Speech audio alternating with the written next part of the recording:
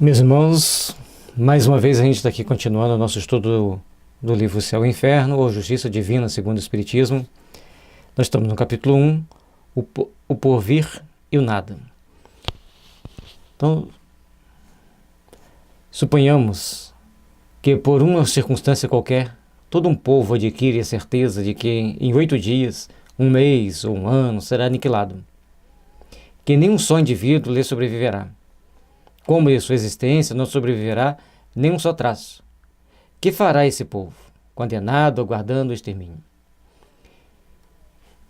São questões que o Kardec coloca para nós, importante para a gente parar para refletir.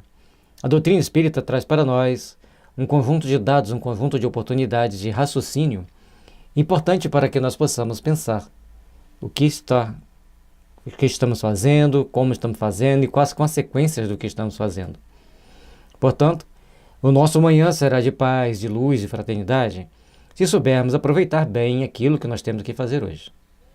Mas será um pouco complicado se nós não soubermos aproveitar bem aquilo que nós temos que fazer hoje. E é por isso que nós estamos aqui caminhando, dentro das nossas possibilidades, procurando raciocinar sobre as consequências de uma vida futura, sobre as consequências de uma vida no plano espiritual, e sobre as consequências de uma reencarnação após essa vida no plano espiritual. Então nós temos a vida futura que se repete e se subdivide em duas partes. Aquela que está no plano espiritual e aquela que vai vir subsequente a ela, a reencarnação. Tudo isso tem como consequência a partir do momento que nós tomamos as nossas atitudes nesta vida. E é por isso que nós temos então que fazer o possível para procurarmos entender como nós estamos agindo, de que forma nós estamos construindo o nosso amanhã. E é essa reflexão que nós temos que fazer. Se você não acredita em nada, o que você faria diante de uma situação dessa? Aí vai fazer os questionamentos. Trabalhará pela causa do seu progresso, da sua instrução? Entregar-se-á ao trabalho para viver? Respeitará os direitos, os bens, a vida do seu semelhante? Submeter-se-á a qualquer lei ou autoridade, por mais legítima que seja, mesmo a paterna? Se você não acredita que existe vida futura, se você não acredita em nada depois da morte, se sabe que vai ser aniquilado, o que você vai fazer? Esse é o questionamento que ele faz, que se você não tem esperança de uma vida melhor, você não procura fazer também nada de melhor. Haverá para ele, nessa emergência, qualquer dever? Numa situação como essa, e ele vai dar um exemplo a seguir, de uma situação, como que você vai se portar, como que a pessoa vai se portar diante de uma situação de saber que tudo será exterminado em pouco tempo? Certo que não. Pois bem, o que se não dá coletivamente, a doutrina do niilismo realiza todos os dias, isoladamente e individualmente. Então, as pessoas, no caso, conforme ele está mostrando aqui, não vai tomar uma atitude de procurar fazer algo bom, de procurar se instruir, de procurar se aperfeiçoar, de corrigir-se, porque ele não acredita em nada depois da morte. Então, a doutrina do niilismo, já que ela não realiza isso coletivamente, ela realiza individualmente, isoladamente, com pessoas que não acreditam em nada e tomam atitudes proporcionais àquilo que ele acredita ou que ele deixa de acreditar. E isso faz com que as pessoas tenham as suas devidas consequências. E é por isso que nós temos então que parar para pensar e pararmos para refletir. Vamos continuar nossas reflexões. E, se as consequências não são desastrosas, tanto quanto poderiam ser, em primeiro lugar, porque a maioria dos incrédulos há mais jactância que verdadeira incredulidade, mais dúvida que convicção, possuindo eles mais medo do nada do que pretendem aparentar. O qualificativo de espíritos fortes lisonjeia-lhe a vaidade e o amor próprio.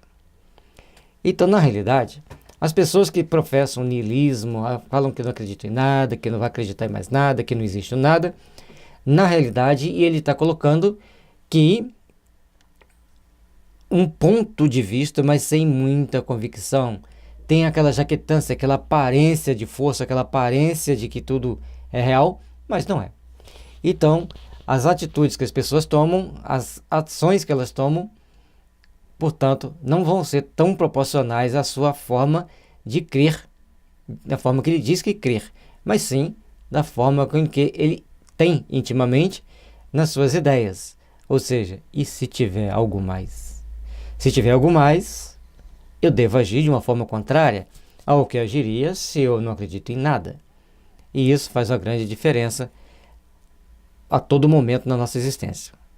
Em segundo lugar, porque os incrédulos absolutos se contam por ínfima minoria e sentem a seu pesar os ascendentes da opinião contrária, mantidos por uma força material.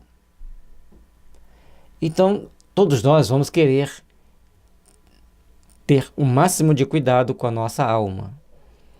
Isso é o que a maioria das pessoas pensam, agem e fazem. Um grupo muito pequeno não pensa na alma, não pensa nas consequências dos seus atos, não pensa nas consequências das suas atitudes, agem. Mas todos nós temos as nossas consequências, nossas ações, temos os nossos pontos de vista e, principalmente, as nossas dúvidas, os nossos medos e as nossas verdadeiras convicções de que existe um mundo espiritual, de que existe uma vida além do túmulo.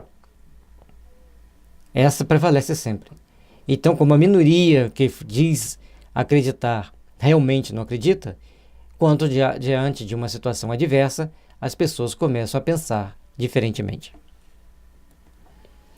Torne-se, não obstante, absoluta a incredulidade da maioria, e a sociedade estará em dissolução. E isso é muito complicado. Quanto mais número de incrédulos, quanto mais pessoas não acreditam nas consequências das leis morais, das leis espirituais, mais consequências desagradáveis aparecem dentro da sociedade, aparecem junto com os seres humanos. E nós então temos que começar a pensar, a difundir e a trabalhar para que todos nós possamos entender a vida pelo prisma espírita, ou seja, a vida é uma eterna continuidade. Portanto, devemos procurar trabalhar intimamente por nos aperfeiçoarmos, por nos melhorarmos, por nos fazermos pessoas melhores. Eis o que tende à propagação da doutrina nihilista. Então, o nihilismo é o ponto de vista que considera que as crenças e os valores tradicionais são infundados e que não há sequer qualquer sentido ou utilidade na existência. Então, à medida que as pessoas começam a pensar que não tem sentido, que não tem nem utilidade a existência, óbvio que eles vão tomar atitudes e ações compatíveis com aquela crença. Mas todos nós precisamos, então, entender que tem uma finalidade na nossa existência. Tem uma possibilidade. Nós temos um compromisso conosco mesmo, com a nossa alma, de nos aperfeiçoarmos, de nos melhorarmos e de estarmos melhores. Então, esses pontos de vista que as pessoas tentam a desfazer dos valores tradicionais, tentam fazer com que isso não exista, que isso não tenha base, que isso não faz sentido, graças a Deus, são para poucos, mas esses poucos, às vezes, dão trabalho. E aqui o Kardec vai trazer, a partir desse número 11, desse 11 ali, vai trazer a explicação de um fato conhecido por ele. Um moço de 18 anos, afetado de uma enfermidade no coração, foi declarado incurável. A ciência havia dito, pode morrer dentro de 8 dias ou de 2 anos, mas não irá além. Sabendo, o moço para logo abandonou os estudos e entregou-se a excesso de todo gênero. Quando se lhe ponderava o perigo de uma vida desregrada, respondia: que me importa? Se não tenho mais de 2 anos de vida? De que me serviria fatigar o espírito? Gozo o pouco que me resta e quero divertir-me até o fim. Eis a consequência lógica do nihilismo. Então, filosoficamente, nós estamos vendo que o nihilismo, aquela ideia de que não existe mais nada, que é só a vida material, então, por ser só a vida material, esse nihilismo leva as pessoas a tomarem uma atitude totalmente desregrada e perigosa. Agora, nós vamos filosofar sobre a questão de como, ou fazer uma reflexão de como seria se ele tivesse a ideia de que a vida continua. Então Kardec diz assim: se este moço for espírita, teria dito: A morte só destruirá o corpo que deixarei como fato usado, mas o meu espírito viverá. Serei, na vida futura, aquilo que eu próprio houver feito de mim nesta vida, do que nela puder adquirir em qualidades morais e intelectuais. Nada perderei, porque será outro tanto de ganho para o meu adiantamento. Toda imperfeição de que me livrar será um passo a mais para a felicidade. Então, quando você começa a perceber que existe a vida futura, você já entende que existe a vida futura, você entende que você tem que se preparar para entrar nessa vida espiritual, tanto melhor quanto possível, e entrar na próxima vida física, tanto melhor quanto possível. É uma condição lógica.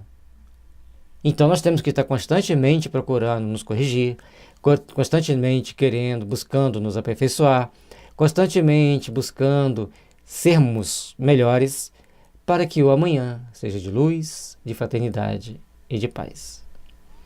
Todos nós aqui estamos para nos aperfeiçoarmos. Todos nós aqui estamos para procurarmos estar melhor, nos aproximar dos bons espíritos, dos espíritos perfeitos e assim sucessivamente, até que um dia sejamos espíritos felizes no caminhar dos séculos e dos milênios. É o nosso objetivo, porque acreditamos na vida espiritual. É nosso objetivo porque nós acreditamos que temos um espírito preso ao nosso corpo e, na realidade, nós somos essa essência espiritual que continuará viva, que continuará caminhando para as próximas etapas da eternidade. A minha felicidade ou infelicidade depende da utilidade ou inutilidade da presente existência. É, portanto, de meu interesse aproveitar o pouco tempo que me resta e evitar tudo que possa destruir-me as forças. Qual dessas doutrinas é preferível?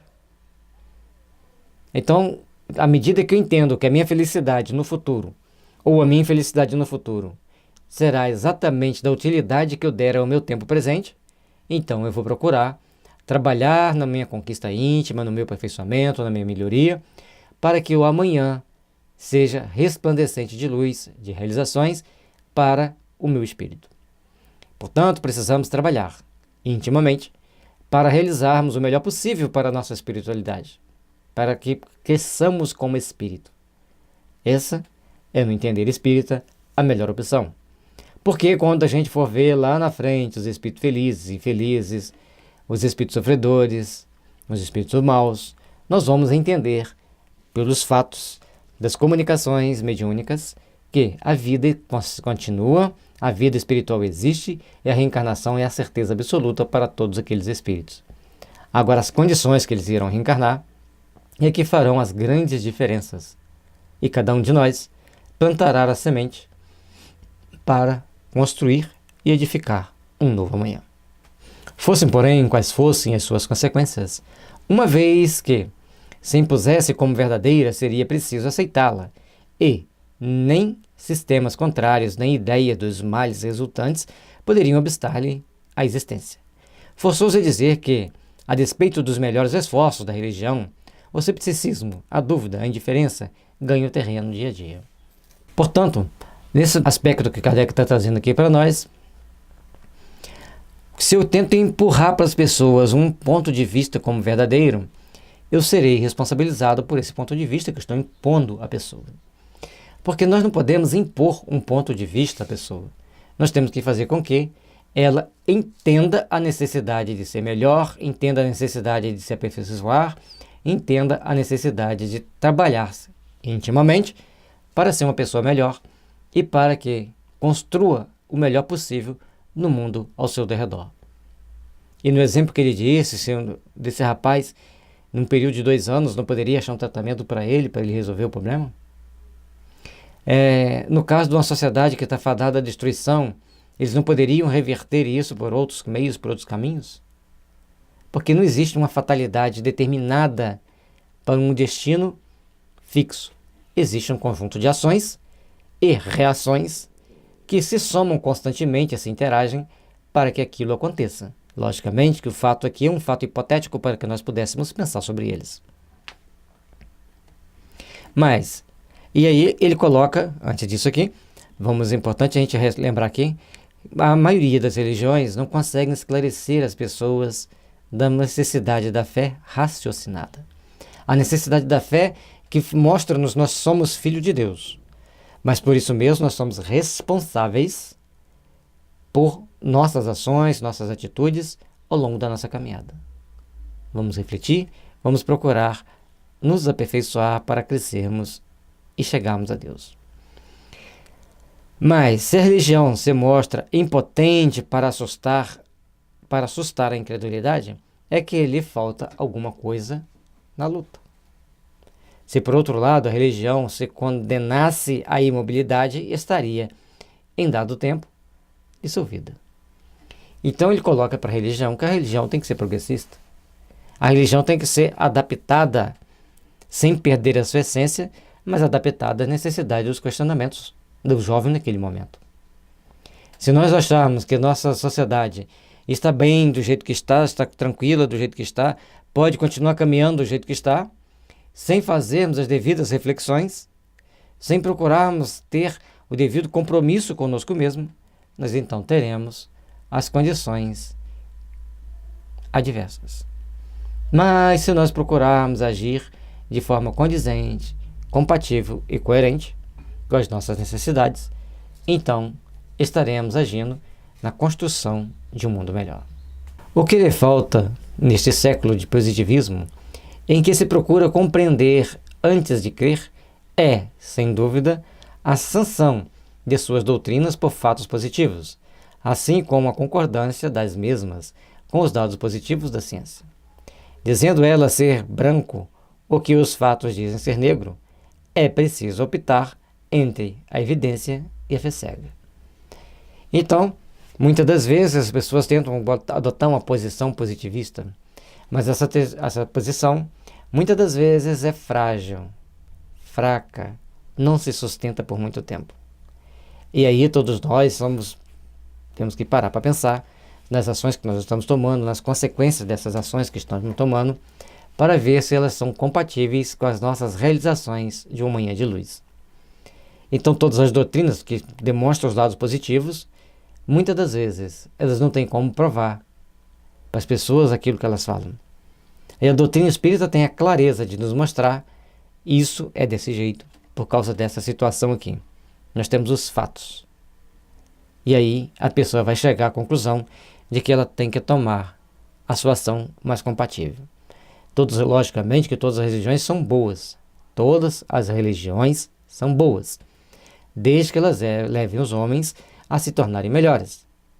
Então, a partir desse momento que as pessoas procuram se melhorar, se aperfeiçoar, porque estão dentro dessa ou daquela religião, essa religião é uma religião boa. E já basta aquela pessoa. Porque se ela quer saber mais informação, ela vai procurar outra religião que lhe dê outras informações, que lhe dê mais substancialidade, que lhe dê mais dados palpáveis. E assim, raciocinando sobre cada etapa do processo de desenvolvimento da espiritualidade no mundo, nós vamos passar para o tópico 4.